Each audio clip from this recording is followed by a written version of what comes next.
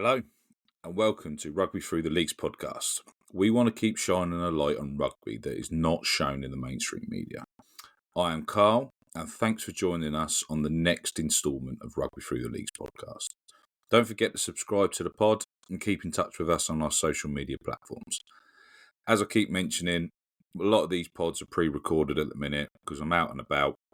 So to keep the pod moving, we've done that as much as possible. But a lot of the opinions and discussions may have played out in real time. So we still get to see the raw opinions of the amazing guests that we've had. This week, we have Charlie Beech on, who's the founder of Front Row Support and is also leading the charge on supporting professional sports people on their exits from their relevant games. We get to discuss the amazing career Charlie had and also the truth about decisions made at crucial points in his career and also the raw values of what it costs to potentially go up and down the leagues of rugby at his time of his career as well. So it's great to see and discuss where that is and why a lot of players have to do a lot of other things extra. We really get to put the world to rights on this one, so let's just get on with another great rugby chat. Right, this week we've got Charlie Beech on. He's trying to give me a bit of a competition for a beard off in this one today with the pathetic attempts that we've had in previous pods. Charlie, thanks for coming on, mate. Really appreciate it. For those that don't know, could you give us a bit of a download of your rugby journey, where you've been, what you've done, what you've seen, and then we can sort of go from there, mate, really. So I'm still playing now. I started about 20 years ago. Northampton Saints was my first club. Yep. I'm a back to player in sort of all England age groups, sort of 16 through 20, so I played all over the place with them. Saints was my first club. London Wasps after that. Brief spell out in New Zealand in the middle of that as well, so I had a season out there learning some bits.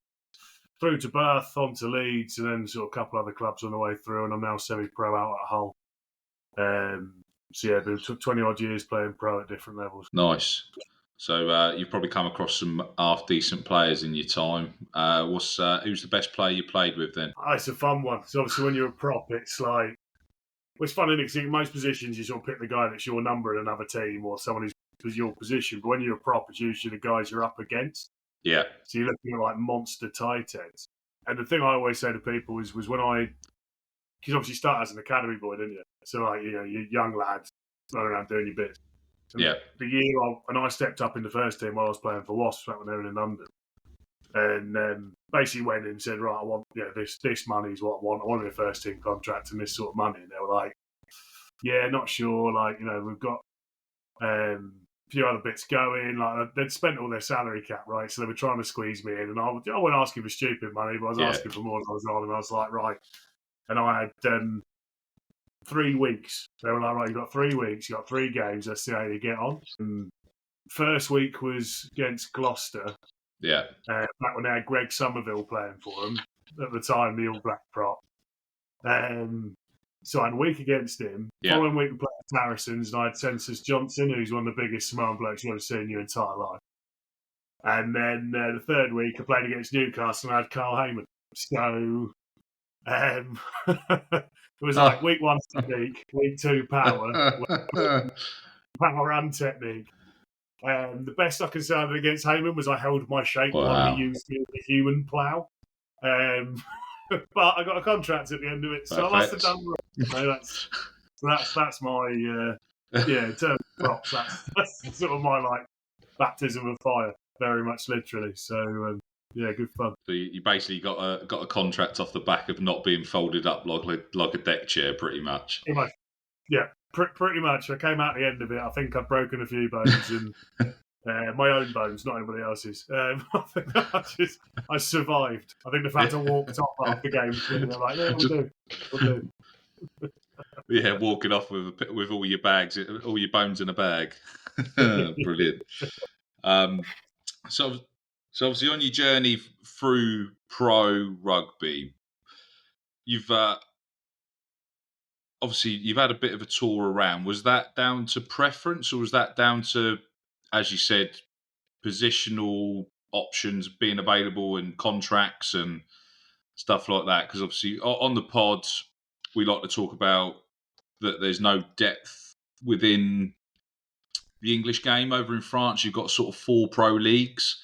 Were you trying to have to sort of go around the Premiership and get what was available because there wasn't the option in the Championship when you wanted to be at that top level? It was a funny one. I mean, so Northampton, I left. They went down the year I left, and I'd say I probably moved out of naivety because I don't things what they were. So my first contract was for £6,000, which is like nothing, like £500 a month pocket money. Oh wow!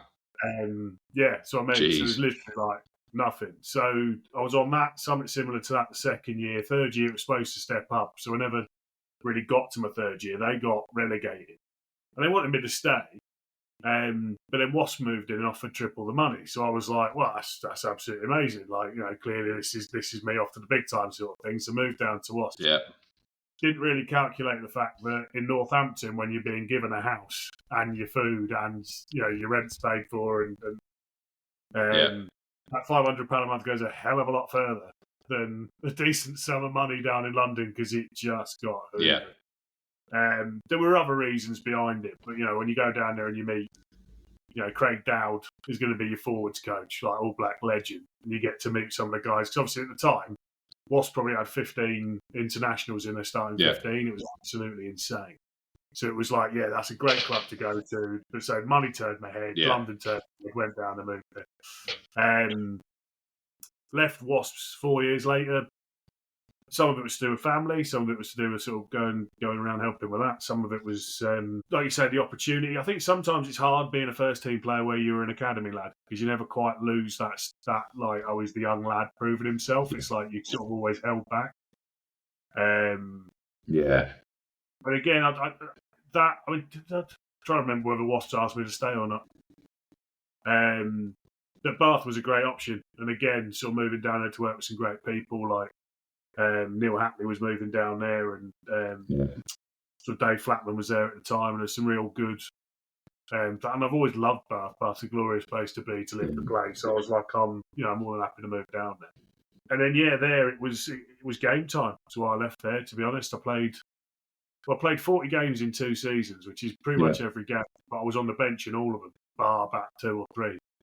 And I was like, I want to establish myself as like a match starter. Yeah. And like you say, the only way I could do that at the time without that sort of pedigree of having started many more games, other than cherry picking maybe a team that was struggling for a loose head, it was like if you drop a league, and then you get to start. So Bath offered me out on loan to Leeds for a while. Absolutely loved it. Got to start, play starting rugby. So went there and never left really. So I bounced around other clubs sort of on my way out to retirement, but Leeds was kind of my last sort of main club. And played over 100 games for them, started most of them, had a great time, just never really then, my priorities changed in life. I never really then sort of chased going back up into the Premiership. It was never really on the cards for me, didn't really want it at that point. I had kids and things to be looking after and look more than this. But it's been out of a... Do you think? Yeah. Do you think that obviously without that option to diversify, dropping down, still making a salary of it, a proper salary that you would sort of target in? Do you think that also loses a lot of other players that we've probably lost within the system? We had Joe Batley on, who's a pro at Bristol at the minute, and he was saying that obviously he got diagnosed with cancer when he was 21, when he was at Bristol when they were in the Championship. So they managed to look after him. He then went to Worcester, and then Worcester went pop just after he joined. So he's back at Bristol now. But he was saying that there's a lot of lads that after Worcester went pop, there's 150 players potentially that become back available in the pool when everyone signed it finally went pop. He said a lot of them have actually just walked away from the game because they can't. Because they're at a certain age bracket, they can't drop down to make a salary in that. They're probably not. I think one of them's gone over to America to get his payday. So I just don't understand, as the home of rugby, why we haven't got that level of depth. And as you said about Wasps as well, whether they asked you to stay, I think it was quite well recorded by Haskell as well that he was constantly he would have a season, and then they would say, yeah, you're going to get more money, and then they'd come in with a low ball offer to try and because they just couldn't never balance the books. Is that literally the state of English rugby? Yeah, in short, it is. It's something that a big part of what I'm doing now is that athlete transition piece, sort of helping the lads out when I'm not just tied to rugby and not just tied to blokes, but I said so lads because it's just where we run. But like looking after people after they've retired and where they go and how they do it, and a lot of that stems from the fact that we're not being looked after while we're playing. There's not the money in the game that there should be, and don't get me wrong, I'm fully aware that there's other people that turn up, but I was at the Gloucester game at Tottenham a couple of weeks back when they played the what was the Natal Sharks. I think it's Hollywood Bets Sharks now. Kingsholm holds what, 16,000 people around that. There must have been at least 30,000 Gloucester. Something like that, yeah. There's about 30,000 people wearing red and white sat in London, and you'll go in. Yeah. So it's don't get me wrong. Some of them will just be rugby fans sat in London and pulled a red and white shirt. I'm absolutely sure. But the fact that you can take a game across the width of the country, put it somewhere else, and pretty much double the home attendance, it's like you can't tell me there's not the interest.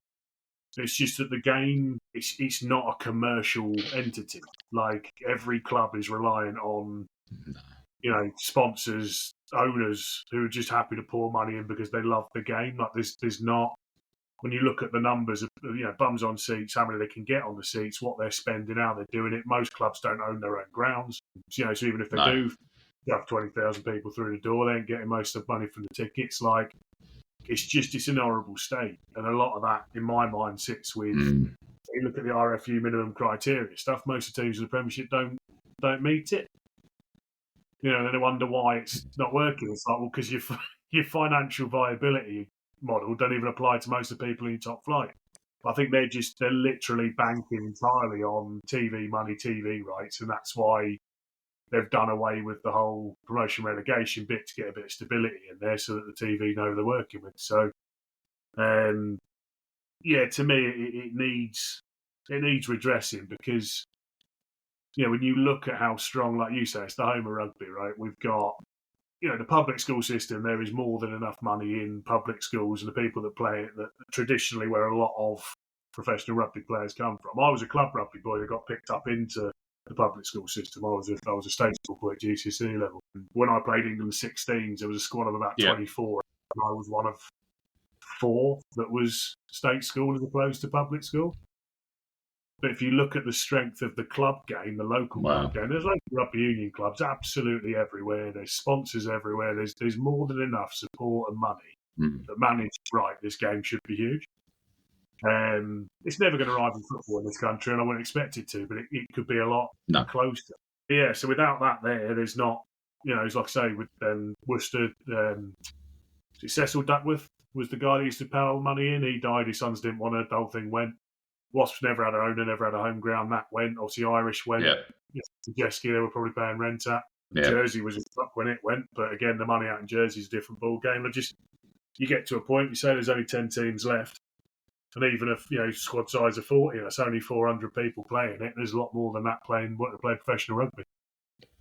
Ealing have got some cash in the camp, but other than that, there's not a lot of jobs. So as you say, when a club goes bust, it's like, it's just not the room for it. They should be, but they're in. Yeah, but I think that's so. Obviously, we're recording this a little bit ahead of time for people that are listening. Yesterday, which was Monday, the 3rd of June, they chucked out a statement to all championship clubs, and the RFU have actually tried to strong arm all of the championship clubs into signing an agreement to only receive £4 million a year to be shared between all of the championship clubs. And they're offering the only way for them to be promoted is by a playoff, which has obviously become so wide. The gap's so wide, it's just never going to be closed because of that. They're on about distributing 35 million between the 10 clubs, the Premiership clubs. on top. So they're basically ring fencing and protecting that at the detriment of Championship rugby. But in the statement that they've released, they've also said they're trying to do it to grow the game. How the fuck is £4 million being shared between 12 Championship teams going to grow the game? The RFU, to me, needs just don't get it. Right. Yeah, I don't. I really don't. Because there was a point, I think, forgive me if I get the numbers wrong, but there was a point where it was something like 200 grand a year went to the champ clubs. This was a few years back, so it was like they knew what they were getting every year, based their budgets on it, and then it was like overnight. Yeah, it was like I think that was around the 2015, 2017 announcement, wasn't it? Yeah, around then. And suddenly they just went, oh, actually, next year 2015, 2017, they announced, Yeah, they literally just dumped it by more than half overnight, no warning, and near the end of the season. So, like, contracts had already been agreed. So they had to go back and completely rip up a lot of them. There's only really, like I say, Ealing are pretty much the only team left in the champ that are pro. I know Donny tried to be, but I know what they're paying some of the players, and it's not a professional wage at all. When you kind of go in, there's just not any desire from the top to have anything other than this, like, Super League style. This is our Premiership. These are the only people we're bothered about. The RFU should just take them and be their governing body and sod off and let the rest of us look after actual proper English rugby or British rugby, frankly, because it's all, so the Irish system works, but the Welsh have had the top players robbed for years. The Scots only have got, a couple of teams. Border reivers was still a thing when I was coming through, and then they fell over. Like, the RPA's more or less entirely with the RFU now as well, which is, they've sort of been endorsed by and hired out of, and it's just, the whole thing stinks to me. And I'm sat there as a lad as those, I found rugby at the age of 6, and it's very much sort of paved the way for my entire life. Like, I ended up at an amazing school as a rugby. Like, I met my family through rugby. I've met, friends. Rugby's been everything to me, and it's like, it's just watching it being mismanaged by people and knowing there's not a lot you can do about it. I find really frustrating, which again is part of why I do what I do now, because it's that kind of trying to reform things from the bottom and sort of make it strong enough at the bottom that the top can say and do what they want, and hopefully we can sort of withstand it and offer some support in a different way, really. Yeah, a few axes to grind with the RFU. Do you feel you got paid what you should have for putting your body on the line for 20 odd years in the game? It's a funny one, right? Because my older brother was a pro footballer, right? And when I joined Northampton, I was. So me and him, so there was a point where we were earning the same money, but he was playing for St Albans, who were whatever league they were in down the ranks at the time, and he was literally training once a week and playing on Saturday. I was training full time against some absolute monsters, because when I was at Northampton, you had, like, just from the England team alone, you had, Steve Thompson, Ben Cohen, Matt Dawson, Paul Grayson. You had some of the biggest people I've seen in my life playing in the who's cast of who I've been around is insane. Like, Carlos Spencer was playing 10, Bruce Ray Harner at 15, like Corner Krieger joined the year after from South Africa, absolute mutant of a human being, like, just big people. And I'm this 18-year-old prop. You play a Monday night game for the second team. You're first thing Tuesday morning holding a tackle bag, getting run into at full tilt by a giant Tongan prop. It was tough, right? And you just literally got flogged within an inch of your life. You pick yourself back up for I'm earning the same money as my brother, who's banging a few goals in that weekend and having a bit of a giggle. Yeah, it's one of those things. It's like, could I have negotiated harder? Could I have done better? Could I have been a better player? All these things argue around, but I don't think I was hard done by. There were plenty others around me who I thought were earning very good money for what they should have been, and there were lads out there who weren't earning anywhere near enough. Yeah. But I was just people, and they say to you, you're retired from professional rugby. Why did you retire? I said, because I got to a point where I was being paid 30 grand a year and dealing with some horrible big people in the Championship. Because it's no, like you say, the gulf almost between the two is what it is. But it's more from like a a depth of squad thing, because if you look at some of the boys playing in the English Championship, Yeah. when I used to play against Donny was my last club. When I used to play against Donny, and you're running against people like Rory Pittman, Matt Challoner, Latu McAfee, who were just, lovely fellas, but horrible human beings on a rugby field, like big blokes who knew how to move, and it just hurt. And it was like, I can get this sat in an office ringing people for a living, and it hurts less. So you get to that point, you kind of go, and it's not the same thing, but people hear pro sport and imagine you're all on six-figure contracts. And I was like, I never hit a six-figure contract. Like, 20 years in the game, playing around and amongst some of the biggest names in the sport, and I never got that far up. And like I say, I played best part of 80 games in the Premiership, so I wasn't sort of an also-ran. I wasn't a top name, but I wasn't an also-ran. It's an interesting. I could have stood to have been paid more, but more for my ego, I think. But I think there were lads out there getting absolutely stoned. When you look at the Championship monies and the lower clubs and what they pay people, it's awful. It needs redressing, mate, top to bottom, in my mind. So obviously, you did mention on there, so you have now, you founded Front Row Support, is that correct? Yes. Yeah. Can you give everyone a clue in of what that does and how you're able to support? Is it current pros or pros on their exit plan, and then like pros that have retired recently, etc.? So long term, the idea is it's sort of a holistic approach to all of it, because to me, the lads like me who've left, are leaving, are struggling to leave, or who are carrying on playing long after they should because they're worried monies aren't what they're going to be when they need. Their monies aren't going to be what they need when they leave, and all that sort of thing. The only way you address that is by getting to the lads at the beginning of their careers and getting them interested in things. Now, there's always been stuff on offer, but it's usually been in like, we'll get this qualification route. So you get these, open uni offers, or a couple of unis will be quite flexible. Right. Best will in the world, it's doable. I'm not saying it's not. I'm just saying it's not really what it's not how a lot of us are wired. And it's not that kind of practical, hands-on approach that a lot of us like to take.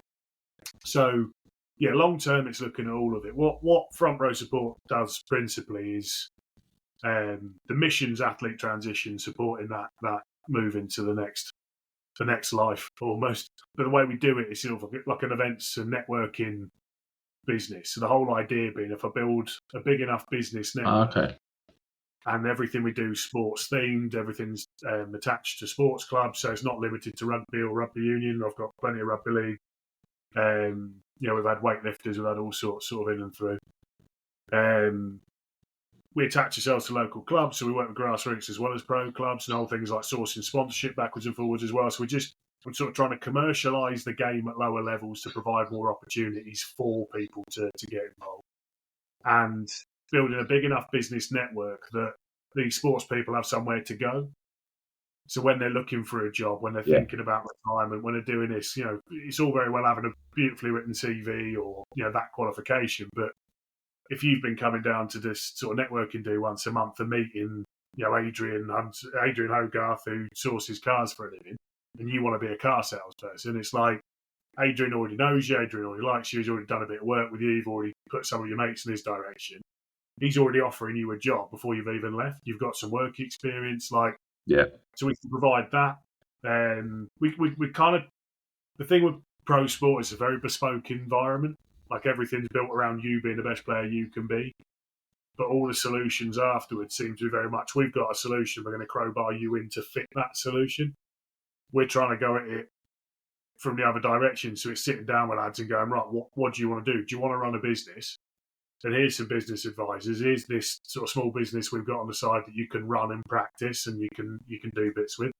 If you want a job, we can introduce you some recruiters. We can introduce you some people here. Like, we can sort of tailor the solution to the individual.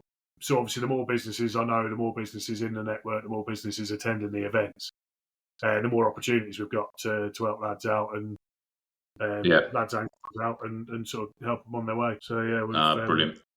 It's as you said, like, not everyone learns in the same way. So the Open University might work for some, because I think a lot of them sort of make use of that throughout their career. Because is it available to most pros throughout, to make sure that they're ready for the end of their career? Yeah, Open Uni's not, literally what it says on the tin. It's open, so people can get on it. And there's some fantastic people around it. There's a few organisations trying to help. There's a woman, Carol Davies, who's the mother of Charlie Davies, the old Wasps and Wales scrum half. Who's been trying to find people degrees in various things for years, and supports them through it and helps them with the learnings. Obviously, university style learning is very different from sort of school style stuff. But to me, like I say, I've been in many a coach's office. I think many a sports person identifies with being in a coach's office and being told, we're not picking you, we're picking them, because they're more experienced than you. And it's exactly the same thing when you go for a job interview. You can have the degree, you can have the qualifications, and they're like, right, but what work in this area have you done? You're like, well, I've been a rugby player for 15 years. And they're like, yeah, we need someone that's done this for at least 3 years. Yeah. So it's like, well, all right, but if I can get you doing it, I've been doing it alongside my rugby career for 5 years. Suddenly it's like, right, this kid's got what we need. You can pick him up. So that's my angle on it. That sort of hands-on experience, because that's what what lights hires up when people are looking to give jobs. If you can show a couple of years of relevant work experience, you're much more employable in my mind than any level of degree or qualification. So. Oh yeah, it's like when kids are having to turn up for their first job interview now, they want 21 years worth of experience when they're 19 or something like that. It's just crazy out there in a minute. Yeah, we need 10 years of relevant work experience with AI, and you're like, AI's only been around for 2 years. I've never been a pro and stuff. Is there much of a pension? Is there much of a setup for financial support after the game's ended? Like, if you're in the forces, you get a pension that's index linked back to what the salary would have increased, etc. Is that in place in rugby, or once you retire, that's it, it's game over? You're self-employed. Sorry, mate, but you've got to look after yourself. Like when auto enrollment came in, they we had to have pensions. So if you're a professional, they provide you with a pension. So you did have something, but it wasn't, like you say, like an armed forces one that was specifically for people. It was literally just a standard pension. They just put you on a pension scheme and ran it all legally, like as they needed to. But there was no special consideration. There are plenty of financial advisors who start circling around sports clubs because they know that there's people there that are going to need the help. I think when they realise just how much the average rugby player is on, they tend to move on to football. But there's plenty sort of disappear. Well, it's the thing, isn't it? Like, when you're earning however many percent, if it's not a rather large number that you're earning a percentage of, it's not paying your bills. So, a good. I mean, taken away from financial services, but if you look at an average agent, when you've got like a playing agent, and 3 to 5% is what it was when I was going through. And if you look at a footballer who's on $100,000 a week, 3 to 5% is looking all right. So you as a football agent could have one or two players. Yeah, so you have one player, maybe one in the backup just in case.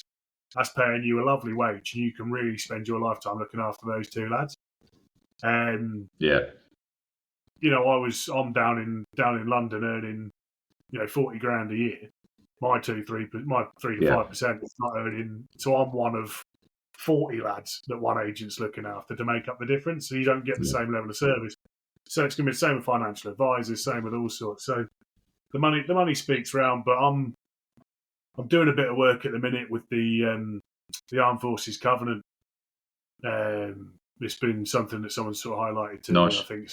I think it's an amazing thing, and I think it's absolutely right. And while at no point will I ever sit here and say that the sporting field is sort of key to the country or as dangerous as the military is, because it absolutely isn't, and I've not got ideas above the station. Yeah. At the same time, we are doing something that's very dangerous. We are doing something that's short-lived, and we do it for the entertainment of others. We do it for other people's enjoyment. So you kind of go, at the end of that, there should be some sort of aftercare system. There should be some kind of financial, even if it's just support. I don't expect the government to dump into it because we're not doing something for the country, but like the governing body itself, the RFU, should be looking into it.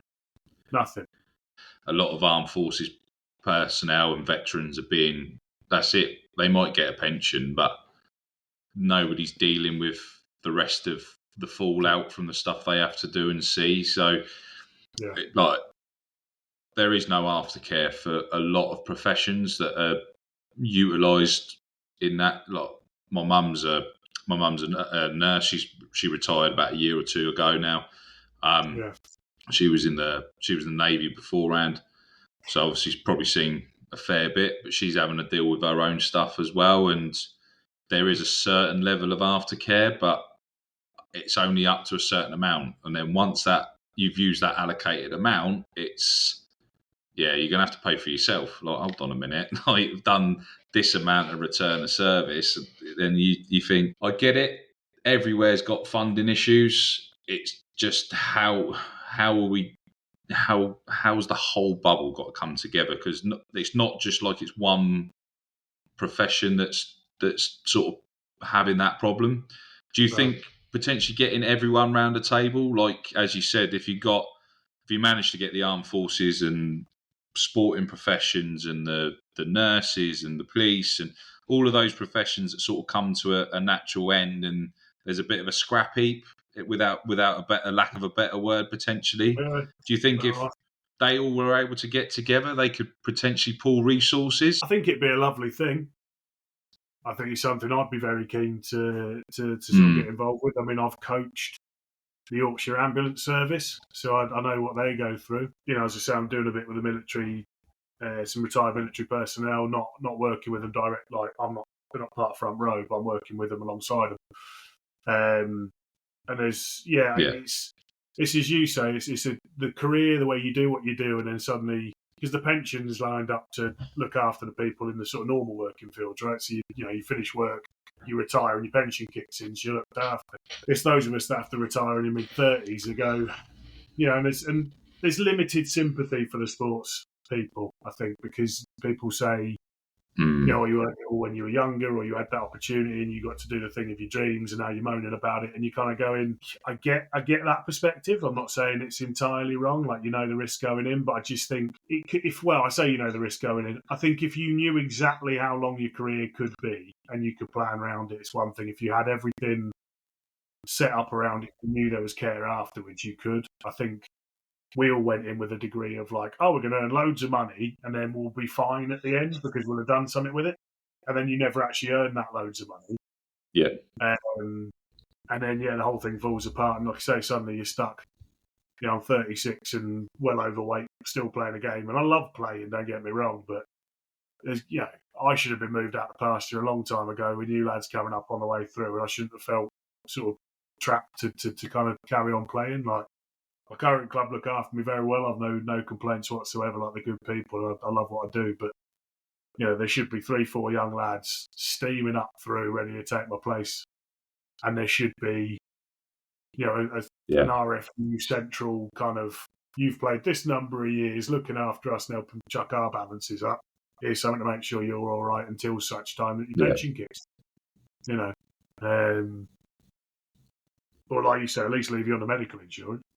Yes, just there's got to be something in there. Like there's is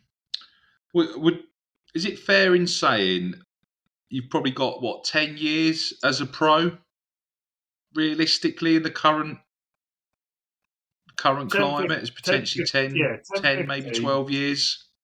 Yeah, depends when that is. How that runs around depends on position. And you have to be very lucky that you don't get injured out or just bad luck in between the two. But I mean, if you look at wingers will come through early, 17, 18, but they'll be retiring early 30s because their pace is gone. Yeah. Props last a lot longer because we start a lot later. We come through at 18, but we're then held back for a couple of years while we get up to strength and get ready. Yeah. But I'm not far away from pushing 40, and then it's like, right, why am I still doing this? So we'll last a bit longer, but we've not started as soon. So, you're looking sort of 10, 15, depending on position. But Yeah, all of us are gone by 40. You know, like there's you can find the odd exception, but not many. But obviously, you've probably got, maybe 8 to 10 years at the top, say, in the Prem. And then you're having to sort of filter your way down through the leagues, potentially, at a hell of a lot less of a rate than what you were on, having to adapt that alongside another job. It's obviously, with football, there's still players that are probably 34, 35. So they're able to, as you say, go and make that big dollar, usually when they're younger, as long as they're picked up at the right time. I'm a Pompey fan, so they've just got promoted to the Championship. League One, they were paying players maybe 5-6 grand a week, sort of the top end of the players in the team. I think the bottom end were getting 1 or 2 grand a week. So still the 6 figures. Those players that aren't there in rugby, there's not many players, as you said, that if you were on 6 grand when you sort of come in as an academy player or whatever, if that was, as you said, from a prop, if you're on 6 grand from when you're 18 to 21, before they probably tot you out into the first team because they think you've sort of got the dad strength, you're ready to play in the big boy leagues.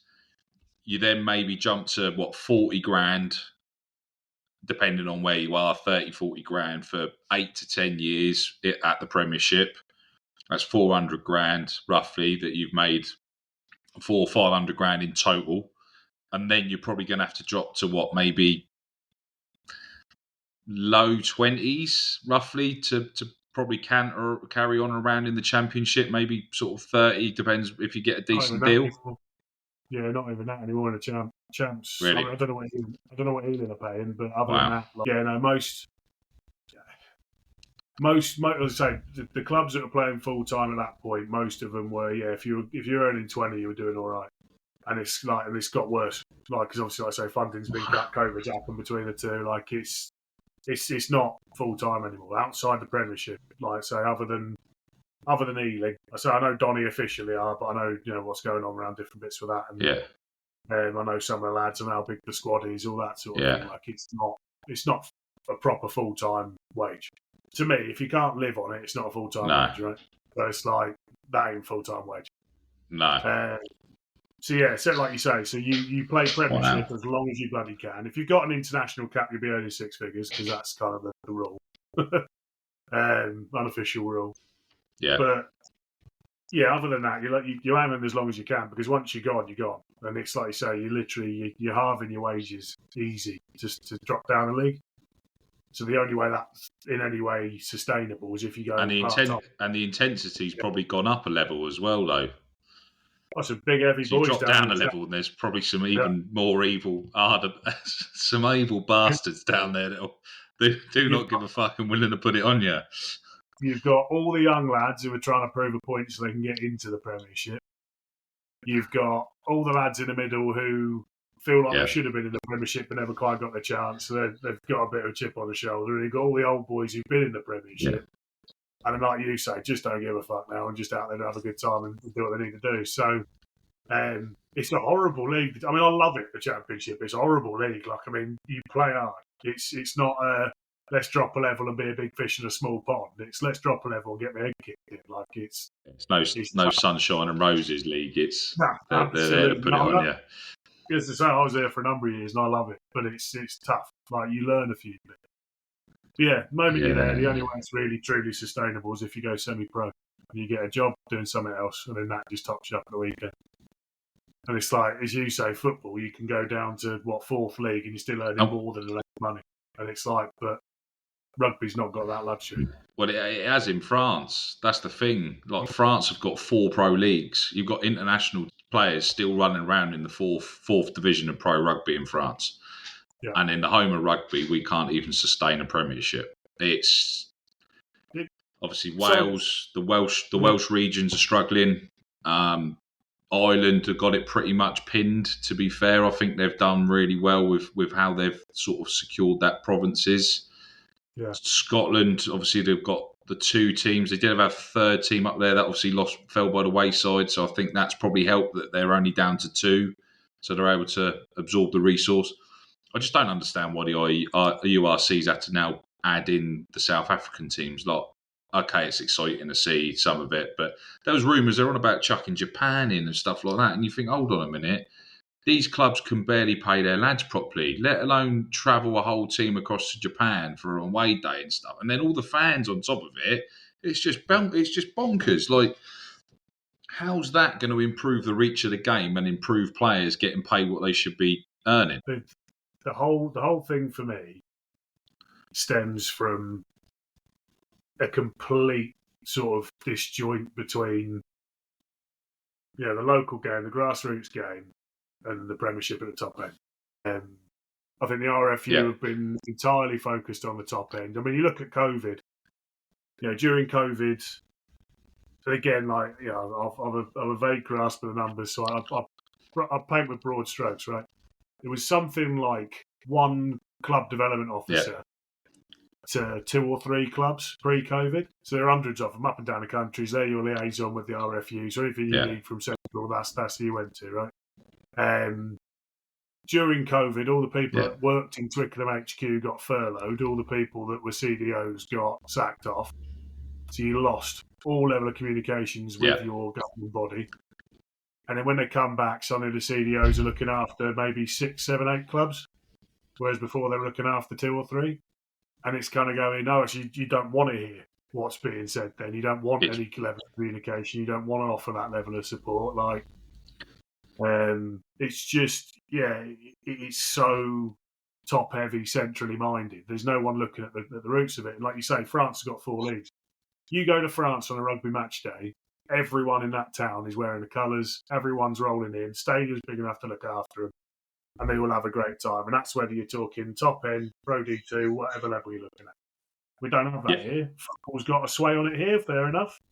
But there are more than enough rugby fans of both codes, not just rugby union. Rugby leagues are the same sort of place. There's more than enough fans that if you sort of looked at the commercial model properly, got the RFU out of the way, and just went, look, you just look after the Premiership, you do your thing, and we'll just set this up over here and run our own one, and we'll actually make it financially viable. Yeah. We'll get to a point where people invest in a club like they do in America, because the club's a commercial entity that makes money, as opposed to I'm just a massive rugby fan and I'm happy to, hide $2,000 of a tax bill into this rather than that. That's what needs to happen in my mind. Yeah. I had Russell Earnshaw on the other day as well, who was part of the RFU piece as well, got sacked, and he's quite vocal around that and said there's a lot of people within their roles in the RFU that are more worried about losing them, and then there's other committees that have got to sign off stuff before it even gets near any sense. So the whole model's not agile enough to protect or improve the game.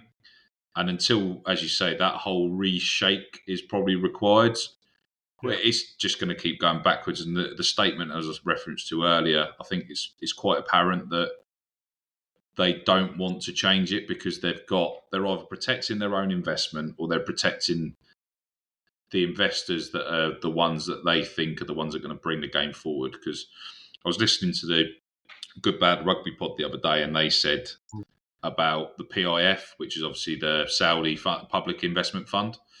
They're apparently in talks of funding 4 Premiership clubs currently, but that I think is probably at a detriment that if they had promotional relegation at risk, because funny enough, one of them is Newcastle, one of the others is Gloucester.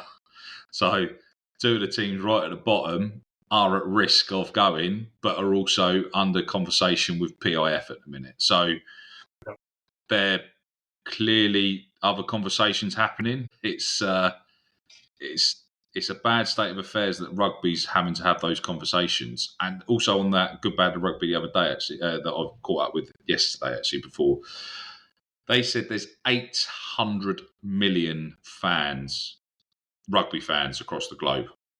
So we've got double the amount of NFL fans. So apparently they reckon there's only 400 million NFL fans across the globe. We've got 800. I think we only return 1.6 billion on that investment or something like that of that turnover. I I think rough figure was NFL return up 162 billion off 400 million fans. Yeah.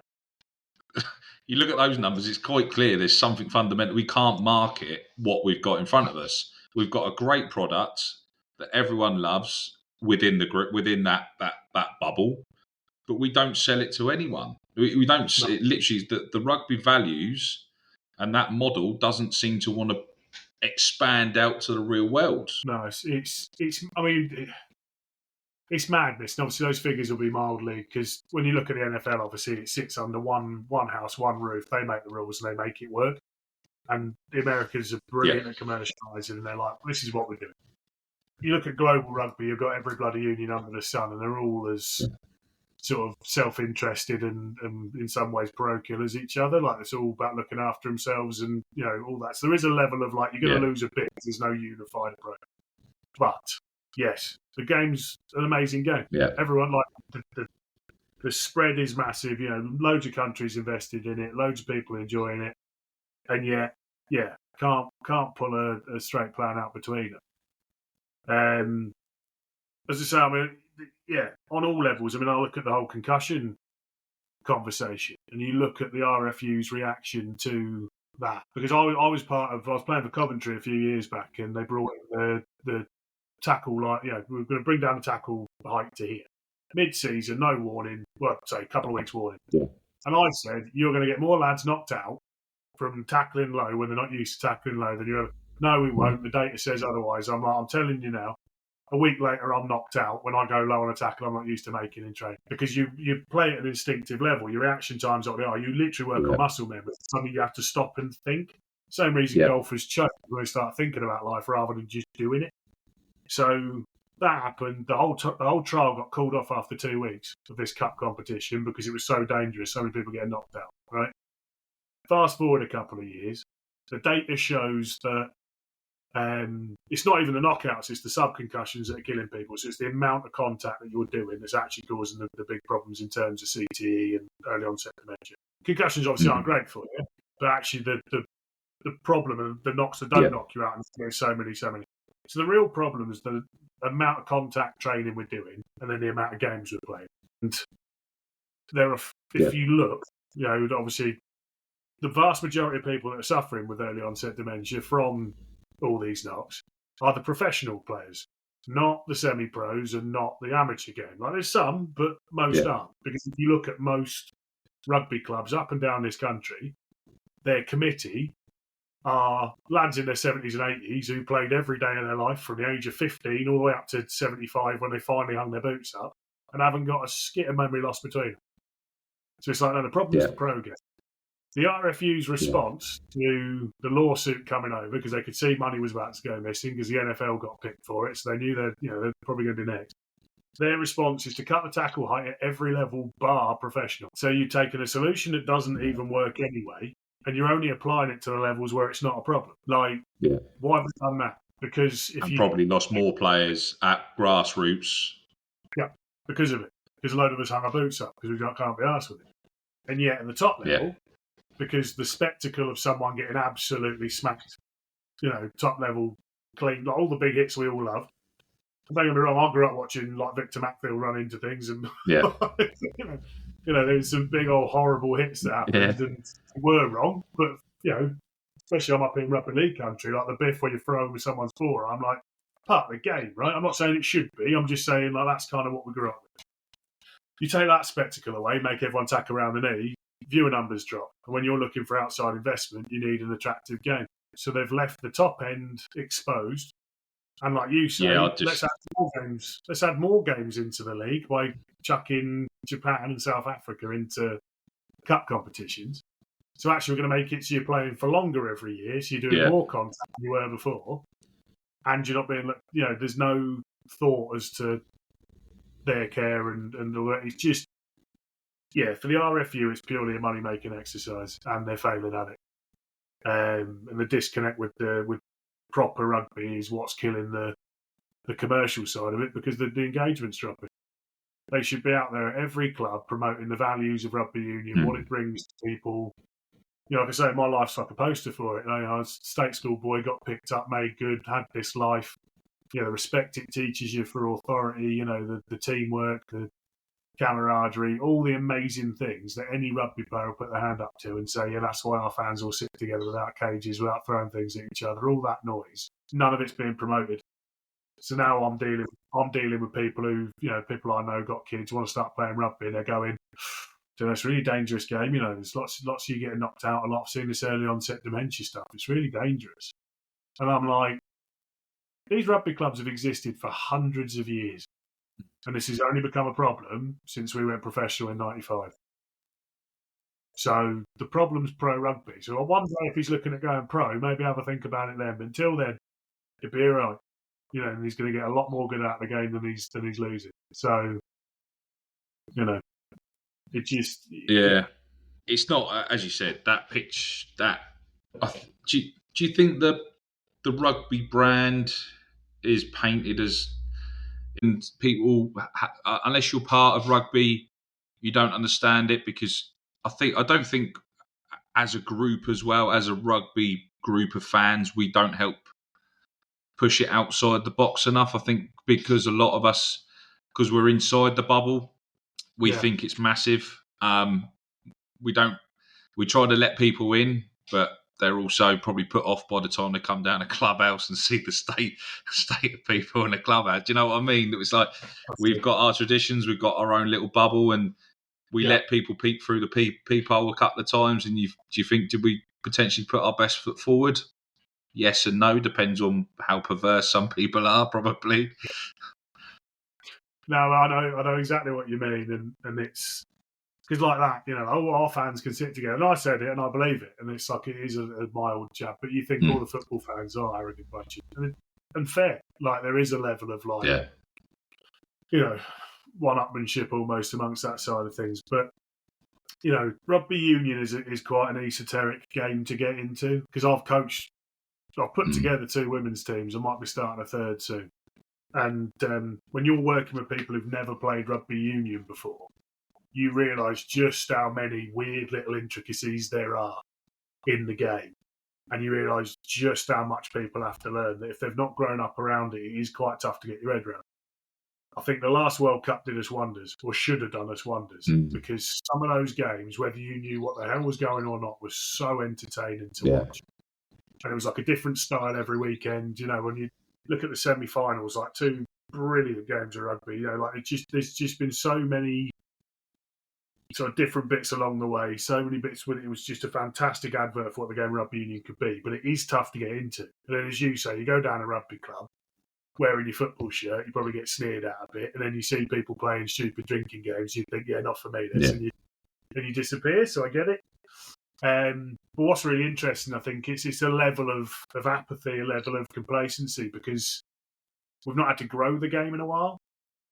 Like, we've had all these clubs for hundreds of years. We've had the top end where they are. We've not had to really push, which is what's interesting when you then look at the girls' game, because they're having to grow, because they're, not every club has got a women's section, so it's something that's starting to come round.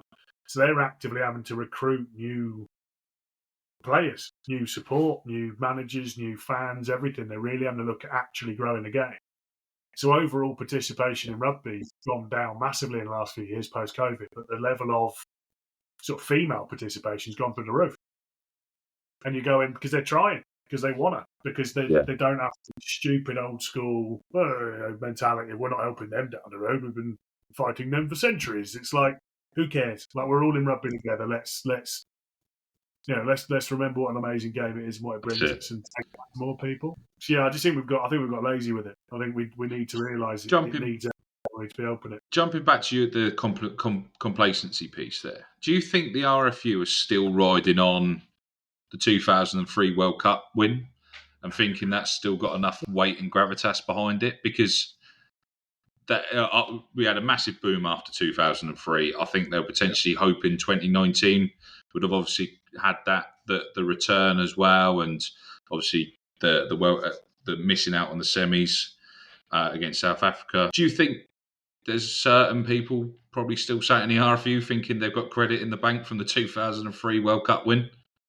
I think there's still people sat in the FA still thinking they got credit in the bank for the 1966 World Cup win. Exactly. It's just it's an English way, isn't it? Like let's just. There's probably people still thinking about 1066. Probably still Battle of Hastings or something like that. It's still Rishi Sunak's probably going to pull that one out of the bag, isn't he? Yeah, no, it is. I think there is a level of that, and I as you say when you say 29, when you looked, I mean, it seeps all the way through in my mind, because if you look at that, just the lead into the final. So England, South Africa in the final, right? Yeah. And you watch the videos, sort of that coming into the game. And obviously we turned up late. I think there'd been some weird traffic. We'd missed something, or something had gone slightly wrong anyway. But we absolutely tore the Kiwis to shred in the semi-finals. One of the best games of rugby I've probably ever seen in my entire life was that semi-final against New Zealand. Unreal, absolutely unreal. Glorious. Was like this team could go on and win anything they want. Like they've got everything they need. This is amazing. Yeah. And you watched it, and it was like, right, lads, think of our history. If the game was born here, we should be winning this. Isn't this great? Bring the cup home. Yeah. Love it. And then it cuts to South Africa, and they're showing these, the lads running up the townships. They're showing just the joy on people's faces that they've got. Colosi sat there as the captain. They've got, the most diverse team they've ever had, the best team. Like what it meant to that nation to win that World Cup was everything. Like it was, ride or die time. Yeah. It was like they were going to win that World Cup and they were going to come home in a box. Like they just didn't care. It was like, we are winning this. And that passion, that absolute let through. When you've got a union that's all sat there very much like, no, we won this before. We're almost entitled to win this one now. We've done this. It's like, it's just bullshit. Yeah. And I just think the whole, the core's rotten. And that we need to either rip the core out and start with a new one, or just, that's it. I think that's the only way you can do it. In my mind, I think the RFU's got to have a serious word with itself, or we've got to leave them behind. Yeah, I don't think World Rugby probably helps. Obviously, Bill Beaumont's in charge of both, basically, isn't he? So I think you've either got to have World Rugby completely independent. You can't have somebody at the top of both. No. I just don't know. It's there's so many. There's so many bits that we could probably pull out from NFL as well, as you said. American football had so much. Do you think a draft system and like a centralised contract would work within rugby to help grow that? And then would that then be able to support a valid championship model, because more players would be available on a centralised contract? They could go and they not have them as sort of development squads, but there'd be X amount of development players allowed to go to sort of, there's a clear path to make these a progression from Nat 1, and then you got Nat 1 Championship and the Prem. You had 3 leagues, and then there was a clear divisional path of this draft you were able to draft, and if you finished bottom, or you obviously get relegated, the new league, new teams that come up would be able to get first pick, and that. Do you think that would add a certain level of excitement to rugby and a bit more of a marketable piece? I think it could. I do think it could. The problem you've got, and again, to me, it goes down to groundswell. And I think it's a perspective thing that I don't think everyone quite understands, right? When you're watching these American football games, American football films, and you hear, which is the college that's got, they run out to Enter the Sandman by Metallica. Is it Notre Dame? Is it then? Notre Dame? Yeah, I think so. Yeah. They'll run out and they slap that thing, and you look at the whole crowd, and the whole crowd's going absolutely apeshit. There's like more than 100,000 people in there. They're all doing it. They're banging their arms. Yeah. How the bloody thing stands, I don't know. There's so many people jumping up and down. That's a well-constructed thing, right? These are college kids. Yeah. 16-year-olds. Yeah. We don't get that level of support at Twickenham. Mad. Right? And it's No. that. So when you've got that number of kids coming through the educational system who have all know that the NFL is a you know, if they play college ball and if they get into this thing, they get that point average at school, they can get a scholarship, they go to that college, they'll get into that team. Yeah. That means that they'll be in the draft, and then they'll get into the NFL, and then that's the, like you said, that pipeline's so clear. In this country, state schools don't really play rugby. I know there are plenty that do, but it's not like every team does it. Every college in America has American football. I'd put it to you, whereas I don't think every rugby. Yeah. Most public schools do. Well, most of the teachers have probably never played rugby as well in state schools. It's just part of the curriculum. So they've just been told there's a ball, read this bit of paper, make sure they don't clash heads, don't kick the football unless you're playing 10, and that's about it. They don't understand the game. There's no passion or development. As you said, every NFL film that you watch, they've got a coach that's made this player become this because he's made, like, there's that sort of Hollywood film piece around it. You don't get any of that with rugby. When was the last rugby film that come out that wasn't made by rugby fans about sort of a nation? Like, obviously you've got Rising Sun, which has been done about South Africa, etc., etc. Swing Low was obviously the one back in the day, but there's not one that can be marketed to the masses. There's no crossover from our little bubble to the rest of the world. No, but it should be, because there are some amazing players. There's some amazing stories. There's, you know, even like saying I'm in rugby league country now, right? And obviously, like, Rob Burrow died at the weekend. It's like the story of Rob Burrow, what he's been through, where he's been, the bits he's done are huge. Yeah. You know, and everything that's gone on with Kev Sinfield around the outsides of it. And obviously, Kev's then stepped across into England. So there's so much. You know, one of the questions you sent over, one of the best coaches you've ever worked with, Sean Edwards, hands down, one of the best coaches I've ever worked with. And it's like rugby unions learn so much from rugby league, and could learn more. I've had a lot of very good rugby league coaches in my rugby union career. Like, I think there's so much rugby has to offer, and when you watch, you know, I was working at what was York City Knights at the time when they had the men's and women's team, and you'd have people coming into the stadium early for the men's game. The women's game would be on. Oh, women playing rugby league, you know, because it's still quite old school in some people's mindsets. Every time someone gets hit, every time there's a big hit, you convert 20 people. Because to me, that's what Prem football misses for me. Like, when I watch some of the older football games, when you watch like local league football, people clattering each other, right? It's great. I love playing football, and I love watching people play football properly. The women's game is much more physical than the men's game. Yeah. When you look at how the Lionesses play, get the crap out of football. Great to watch. I don't need sport to be contact. I just need contact sport to be contact, right? So you can't tell me there's not people in this country that would turn up to watch rugby if it was more welcoming, more available, and people knew where it was. You know, one of the weirdest things up here, and again, like a Leeds special, this. So Headingley Stadium's about 16,000 people again. And when Leeds were last in the Premiership, you got about 8,000 fans would turn, right? And they'd say, another complacency piece, right? Oh, well, there's not as many rugby union fans in Leeds. Okay.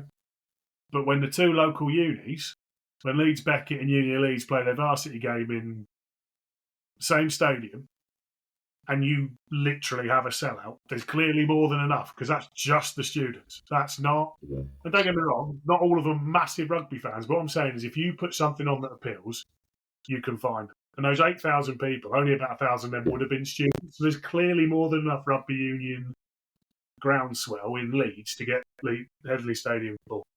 The country's the same. Like I was saying, I was sat at bloody Tottenham Hotspur Stadium looking at 30,000 Gloucester fans in London. Hearing them on the tube is one of the best things I've ever been involved in. Because that accent on a lost traveller in London is glorious. You know, follow him, he looks like a rugby boy. You know, like that was just amazing, right? Yeah. So, you know, it's that like, we've got the people want to come. The people like the game. The more people that see it, it's a great game to watch. We know and love it, right? It needs to open itself up more. But when the governing body of the sport is so old school, so complacent, so unwelcoming to people, they literally make it hard to put a team together. They make it hard to support. They make it hard to watch. They just make it hard.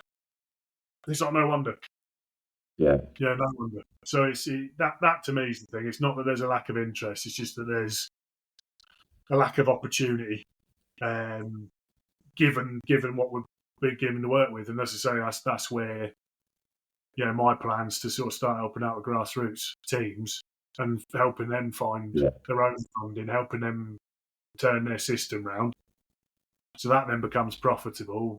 Everyone then learns, we all then grow, and suddenly we can throw the RFU off and be like, well, you take your league, you do what you need to, and you go the way. And then you've got the players and the interest and the support. So when you then put a draft on, people want to watch it. Yeah. I mean, I watched a film the other day. Do you think that's where we start? Yeah. I mean, they literally have films about the draft. It was a great film as well. Kevin Costner, brilliant. It's like... People can get involved in that as well. You can sit there, you can watch the draft, you can be interactive with it, everything, can't you?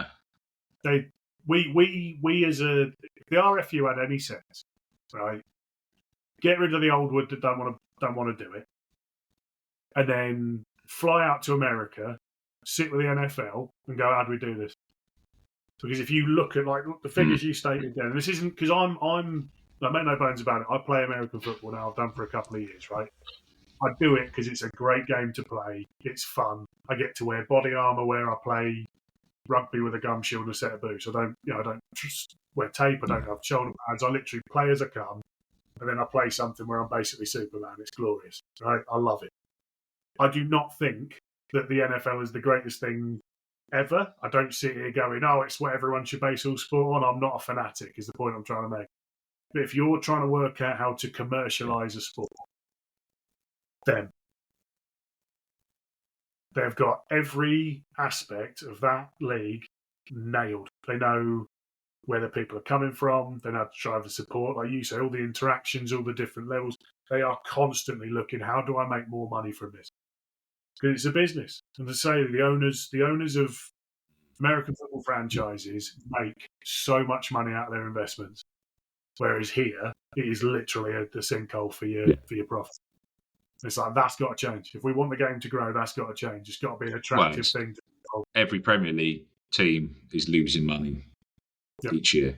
And that's supposed to be the pinnacle of our sport in this country. It says it all. Do you think that's where we potentially start? Do you think leave the RFU, leave the upper leagues? Do you sort of try and target that school system, do similar to a college model, invest in that and create a growth path that has a progression path, and trying to invest into something that's already sinking? Do you start investing into that grassroots level and have a clear path and create a separate system? Do you think that's potentially where we've got to go and completely leave what's there? Potentially, maybe even use the championship as the sort of the pinnacle as part of that investment piece, but actually take it back to as far back as the schools and the colleges and stuff, and make that hype and that generation of people that want to be part of the game and that spectacle that's available. I think it's going to be tough because obviously the visibility for the players isn't there unless you play for England. The England are an RFU team, so if you're going to try and do it without the RFU, you're losing a lot of your top ambassadors straight off the outset. There's also a lot of history in those clubs, and there's someone who's lived his life around all those. It's a very hard thing to turn around and go, well, fuck all that, we'll go build our own. The problem in anything, though, whoever sat at the top of something, they're benefiting, they ain't going to change much. And the RFU at the minute are doing well enough that they're sat there and ain't going to change much. No. So to be able to go back to the public school that produced Bill Beaumont and ask them to change the way they're doing something, they probably ain't going to listen because they've probably still got his name and his shirts and all the rest of it. So it's going to be a tough system to crack. Yeah. For me, going to grassroots clubs, like I've got a big association up here with Wetherby Rugby Club. So when I moved up here, that's where I started coaching. I was, rocked up as a young professional rugby player looking to get my coaching badges and use the ones I've already got. What can I do? I coached every team from the 14s up to the first team, back down to the Colts, and then set the women's team up. Like I've been involved with that club a long time. I'm very proud of it. And outside of my grassroots club being Biggleswade, where I grew up playing all my rugby, just outside of Bedford. That's my heart and soul. That's my club. But Wetherby are my second home, right? If we go to a club like that that's got it right, they just got promoted into Northeast. They've just come out of the Yorkshire Leagues, just been promoted into the Northeast Leagues, and in their starting 15, nice.